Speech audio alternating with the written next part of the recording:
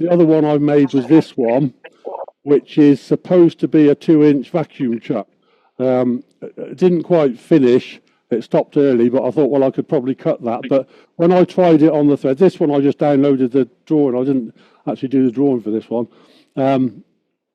The register behind the thread there isn't quite right. It's an M33 thread, and the thread works, but the register, I think they've just done it on the drawing as a 33 mil instead of 34, and it needs to be 34. But what I was going to do is stick it in a chuck and just try and open that up to 34 mil so it goes on all the way. Because at the moment it doesn't quite, and the fact that the print stops short, I think I can just turn that end. Once I've got the thread working, I can turn that end, and the idea is you just put a neoprene, basically an O-ring or something like that, or make your own out of some neoprene tubing or something like that to make that into a vacuum chuck. So I've got bigger vacuum chucks, but I always thought it would be quite handy to have quite a small one.